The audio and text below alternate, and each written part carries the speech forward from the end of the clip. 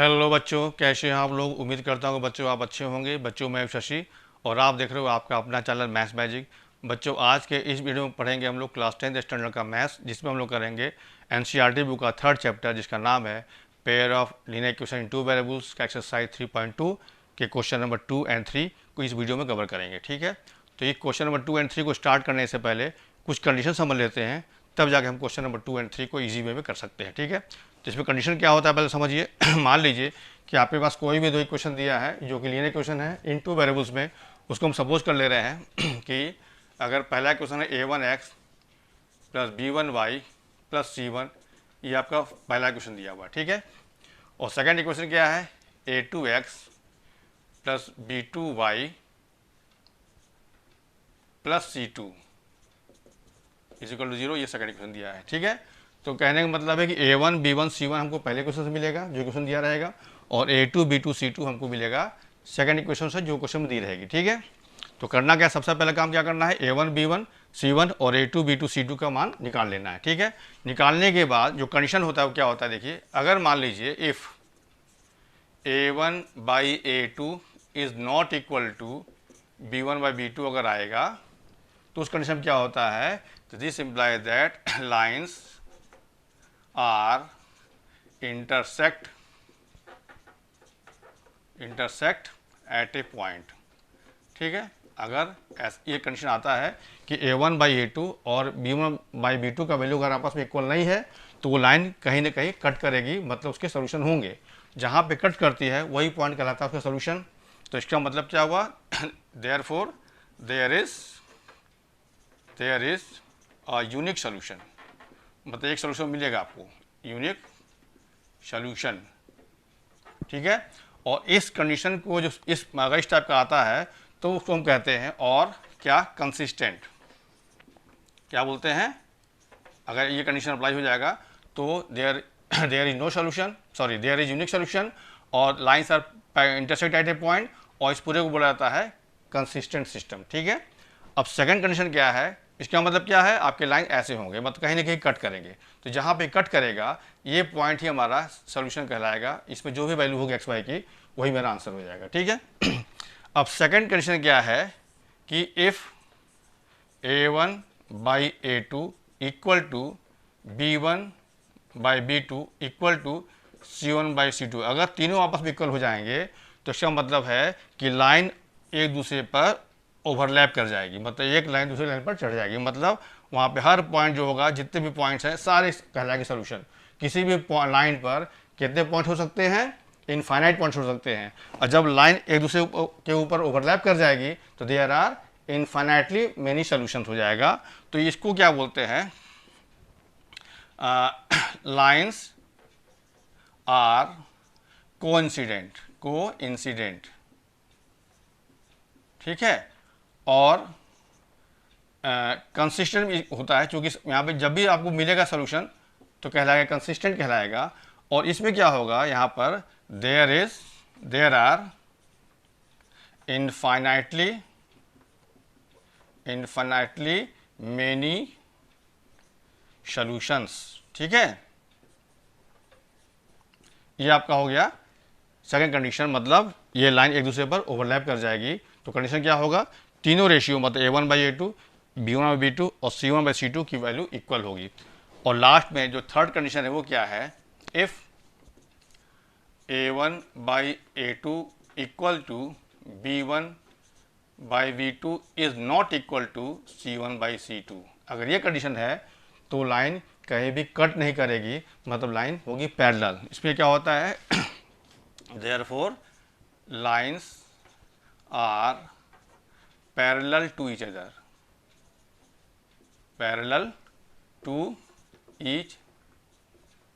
ठीक है, parallel to each other. ठीक है, तो इसमें क्या होगा, जब लाइन कहीं भी पहले मान लो पैरेलल लाइन, इसका मतलब क्या है, वो कहीं भी मीट नहीं करेगी, मतलब इंटरसेक्ट नहीं करेगी, और इंटरसेक्ट करती तभी हमको मिलता है सोल्यूशन। तो जब ये इंटरसेक्ट नहीं करेगी इसका मतलब देयर इज नो सोल्यूशन। तो क्या हो जाएगा, this imply that there is no solution. ठीक है, देयर इज नो सोल्यूशन। और इसको क्या बोलते हैं, इसको बोलते हैं और इनकंसिस्टेंट। इस सिस्टम को क्या कहा जाता है, इनकंसिस्टेंट, कंसिस्टेंट। इसमें क्या होगा, एक लाइन ऐसे है तो सेकंड लाइन इसके हो जाएगी पैरेलल, मतलब जब पैरेलल लाइन होगी तो कहीं मीट नहीं करेगी। जब मीट नहीं करेगी इसका मतलब क्या है कि कोई भी उसका इंटरसेक्टेड पॉइंट नहीं मिलेगा, मतलब देयर इज नो सॉल्यूशन। और इस सिस्टम को क्या बोलते हैं, इनकंसिस्टेंट। क्लियर, इसको कॉपी कीजिए। अब बढ़ते हैं इसके बाद क्वेश्चन नंबर 2। तो बच्चों स्टार्ट कर रहे हैं क्वेश्चन नंबर 2। इसमें क्या कह रहा है देखिए, on comparing the ratios A1/A2, B1/B2 and C1/C2, find out whether the lines representing the following pairs of linear equations intersect at a point, are parallel or coincident। तो दो दो इक्वेशन दिया है, 3 पार्ट में दिया है, बताना है कि वो लाइन इंटरसेक्ट कर रही है कि पैरेलल है कि कोइंसिडेंट है। तो तीनों कंडीशन बता चुके हैं, उसी को अप्लाई करके हमें क्वेश्चन को सॉल्व करना है। देखिए, तो क्वेश्चन नंबर 2 का फर्स्ट पार्ट, ठीक है। इसमें जो इक्वेशन दिया क्या क्या दिया है देखिए, पहला दिया है 5x - 4y + 8 = 0, equation number 1 suppose कर लीजिए इसको। और सेकंड इक्वेशन दिया है 7x + 6y - 9 = 0, ये क्वेश्चन नंबर 2 हो गया, ठीक है। तो क्या करना होगा, पहले हमें A1 B1 C1 और A2 B2 C2 निकालना होगा। तो पहले क्वेश्चन से मिलेगा हमें, तो यहाँ क्या होगा यहाँ पे क्या है,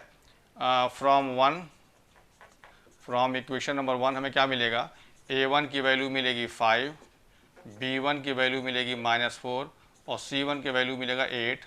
फिर फ्रॉम इक्वेशन नंबर 2 से हमें क्या मिलेगा, A2 मिलेगा 7, B2 की वैल्यू आएगी 6 और C2 आएगा -9, ठीक है। अब यहाँ करना क्या है, देयरफॉर A1/A2 निकालो, तो कितना आएगा A1/A2, तो 5/7 आएगा।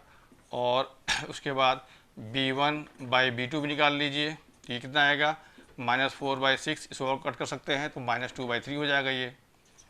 और C1/C2 की जरूरत नहीं पड़ेगी, फिर भी निकाल के दिखा दे रहे हैं। तो C1/C2 कितना आएगा, 8/-9, ठीक है। अब देखो इससे क्या दिखाई पड़ रहा है कि A1/A2 because this implies that because A1/A2 is not equal to B1/B2, मतलब इसकी वैल्यू 5/7 आया है और इसका वैल्यू -2/3 आया है, तो आपस में इक्वल नहीं है। तो यहाँ पे पहला कंडीशन क्या था, therefore pair of linear equations are intersect at a point,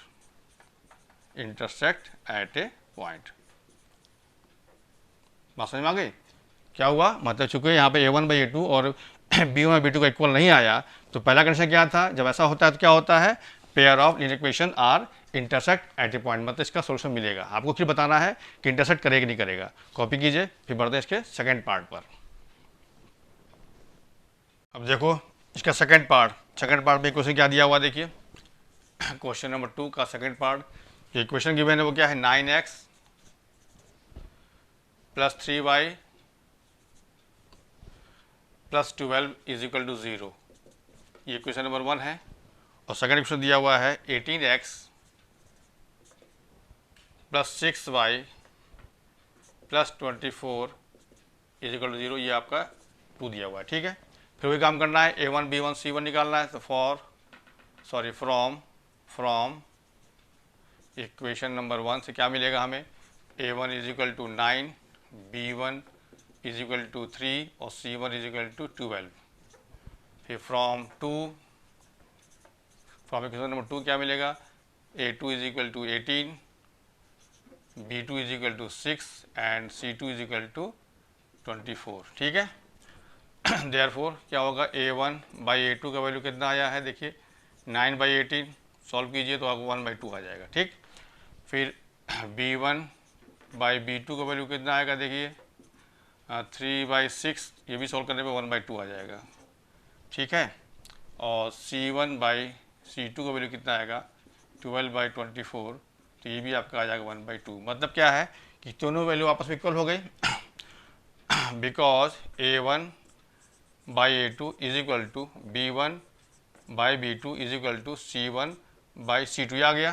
तो ये कब होता है, सेकंड कंडीशन तक क्या बताए थे कि लाइन्स आर कोइंसिडेंट, ठीक है। जब ये तीनों आपस में इक्वल हो जाएगी तब लाइन ओवरलैप कर जाती है, मतलब उसको क्या बोलते हैं, coincident. This implies that pair of linear equations are coincident, ठीक है।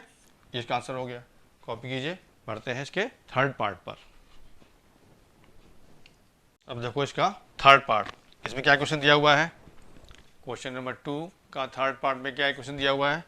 पहला क्वेश्चन दिया 6x minus 3y plus 10, 6x minus 3y plus 10 is equal to 0, ये क्वेश्चन नंबर 1 है।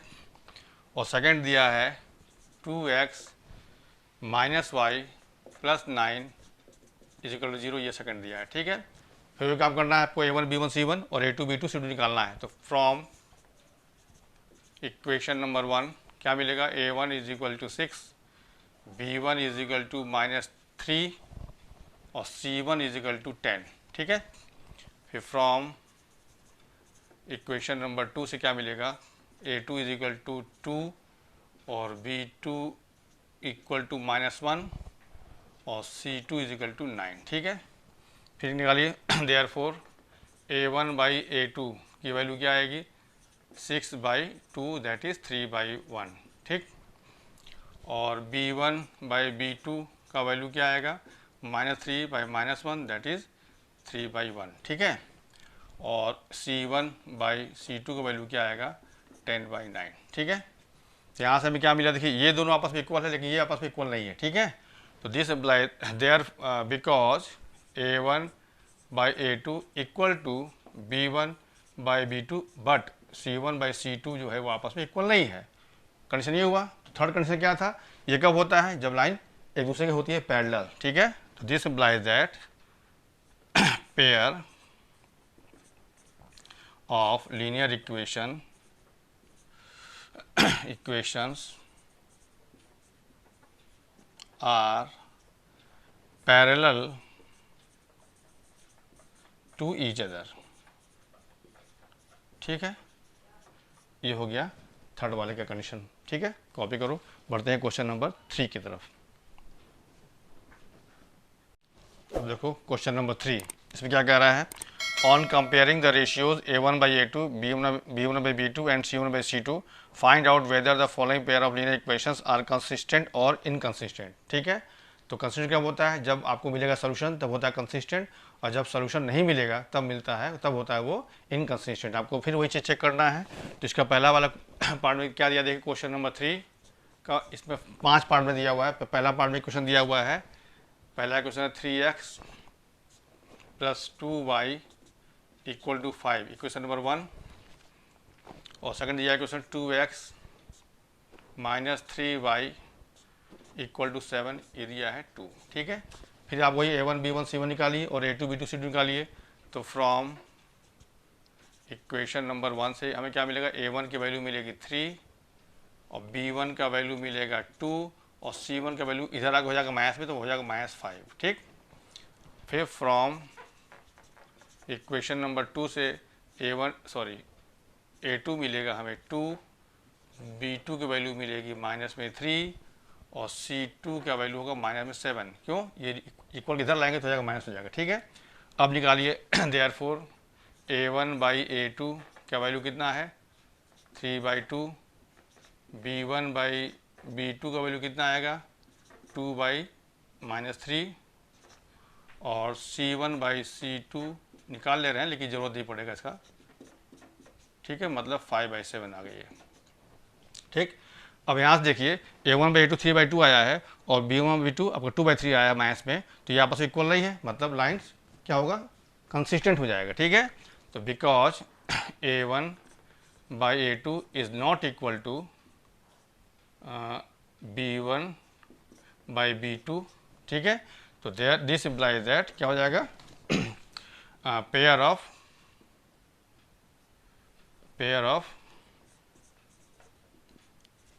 Of linear equations are consistent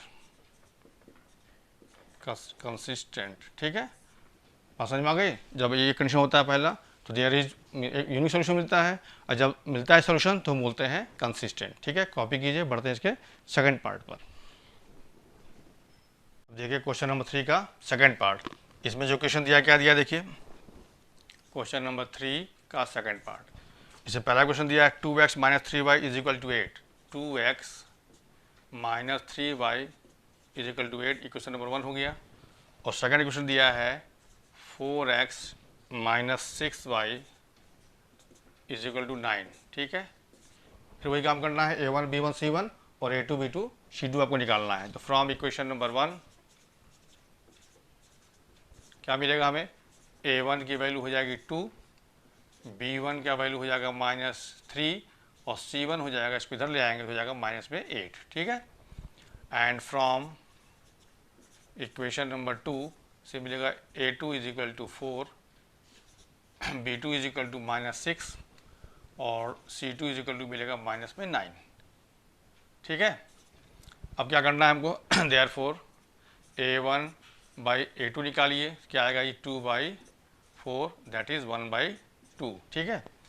फिर निकालना है b1 बाई b2, ये आएगा -3 और -6, तो ये आएगा 1/2, ये भी आ गया। फिर निकालना है c1 by c2 = -8/-9, that is 8/9, ठीक है। तो साफ दिख रहा है कि यहाँ पर a1 बाई a2 और b1 बाई b2 इक्वल है, लेकिन c1 बाई c2 इक्वल नहीं है। इसका मतलब क्या हुआ, because a1 by a2 equal to b1 by b2 is not equal to c1 by c2। ये कब होता है कंडीशन, जब लाइन हमारी होती है पैरेलल। तो उसको क्या बोलते हैं, जब पैरेलल होकर सोल्यूशन नहीं मिलेगा तो उसको बोलते हैं इनकंसिस्टेंट, ठीक है। तो this imply that pair of linear equations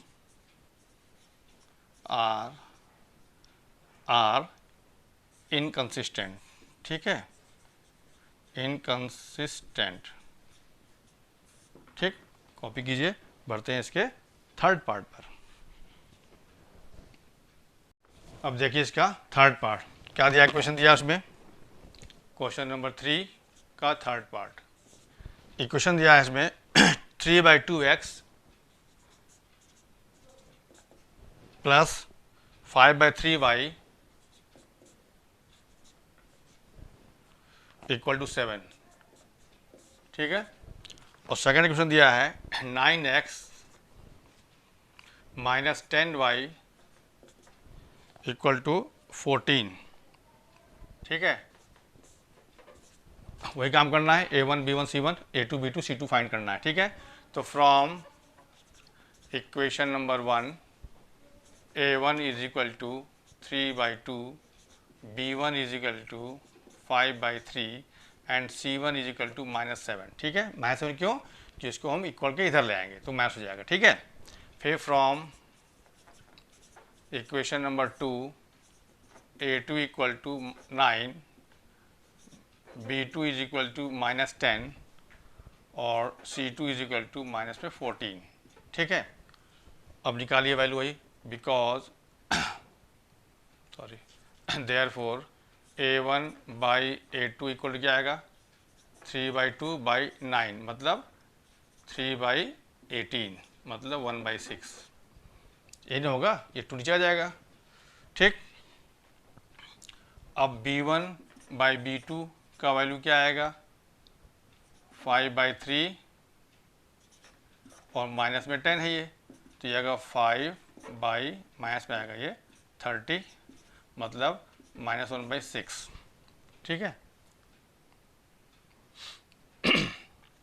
और c1 बाई c2 का वैल्यू क्या आएगा, -7/-14, तो आएगा 1/2।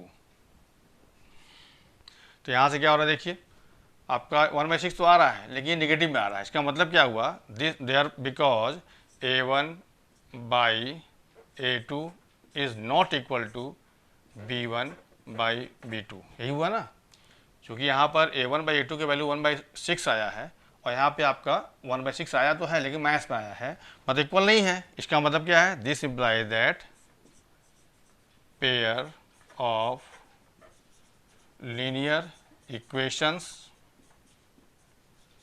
आर, चूँकि यहाँ पे इक्वल नहीं है मतलब सोल्यूशन मिलेगा, मतलब कंसिस्टेंट होगा, ये आर कंसिस्टेंट। ठीक है, कॉपी कीजिए, पढ़ते हैं इसके फोर्थ पार्ट पर।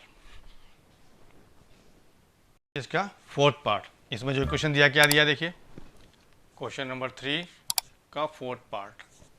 इक्वेशन दिया हुआ है 5x minus 3y is equal to 11। 5x minus 3y is equal to 11 equation number 1 दिया है। और सेकेंड इक्वेशन दिया है minus 10x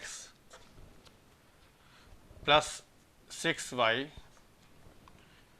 equal to minus 22, ये आपको दिया सेकेंड इक्वेशन। ठीक है, क्या करना है, from equation number 1 a1 equal to 5, b1 equal to minus 3 और c1 equal to 11, sorry minus 11। ठीक है, and from equation number 2 a2 equal to minus 10, b2 equal to 6 और c2 इक्वल टू, इधर जाएंगे तो इधर प्लस में आ जाएगा मतलब 22। ठीक है, अब क्या करना है, देयरफॉर a1 बाई a2 निकालिए तो आएगा 5 by minus 10, that is minus पे 1 बाई 2। ठीक है, फिर निकालिए b1 बाई b2 निकालेंगे तो माइनस 3 बाई 6, ये हो जाएगा माइनस में 1 बाई 2। ठीक, और फिर c1 बाई c2 निकालेंगे तो माइनस 11 बाई 22, तो ये भी आपका आ गया माइनस 1 बाई 2, मतलब तीनों वैल्यू इक्वल आ गई। तो because a1 by a2 equal to b1 by b2 equal to c1 by c2, तीनों इक्वल आ गया। कितना आया, तीनों माइनस हाफ आया है। तो ये कंडीशन कब होता है, जब लाइन एक दूसरे पर कॉन्साइड कर जाएगी, मतलब ओवरलैप कर जाएगी। ठीक है, तो ओवरलैप करने का मतलब क्या है, यहाँ मिलेगा सोल्यूशन, क्या मिलेगा, there are infinitely many solution. तो सोल्यूशन जब मिलता है तो क्या बोलते हैं उसको हम लोग है कंसिस्टेंट। इसका मतलब क्या है, this implies that pair of linear equations are consistent. ठीक है, ये इसका आंसर हो गया। कॉपी कीजिए, बढ़ते हैं इसके फिफ्थ पार्ट पर। अब देखिए क्वेश्चन नंबर 3 का last part, that is fifth part. इसमें क्वेश्चन क्या दिया हुआ है, क्वेश्चन नंबर 3 का फिफ्थ पार्ट, ये क्या दिया है, 4/3x plus 2y equal to 8, equation number 1। और सेकेंड इक्वेशन दिया है 2x plus 3y equal to 12। ठीक है, क्या करना है, सेम काम। तो from equation number 1 a1 equal to 4/3, b1 equal to 2 and c1 equal to minus में 8। ठीक है, फिर from equation number 2 a2 equal to 2a2। ठीक है, और b2 इक्वल टू 3 और c2 इक्वल टू माइनस में 12। ठीक है, फिर देखिए देयरफॉर a1 बाई a2 क्या आएगा, 4/3 और ये 2, तो क्या हो जाएगा, ये 4/6 मतलब 2/3। ये आपका a1 बाई a2 आ गया। ठीक है, अब निकालिए b1 बाई b2 का वैल्यू क्या आएगा, 2/3, मतलब ये दोनों आपस में इक्वल आ गया। अब निकालिए c1 बाई c2 की वैल्यू क्या आएगी, -8 बाई -12, तो 4 से काटेंगे तो 2/3, मतलब तीनों इक्वल आ गया यहाँ भी। ठीक है ना, तो a1 by a2 b1 by b2 और c1 बाई c2 तीनों आपस में इक्वल हो गए। तो because a1 by a2 equal to b1 by b2 equal to c1 by c2, तो क्या होगा, ये लाइन भी आपस में एक दूसरे के कॉन्साइड कर जाएगी, मतलब एक दूसरे के ऊपर ओवरलैप कर जाएगी। तो there are infinitely many solutions. तो ये कब होता है, जब इसको कहते हैं कंसिस्टेंट। ठीक है, तो this implies that pair of linear equations equations are consistent. ठीक है, कॉपी कर लीजिए इसको।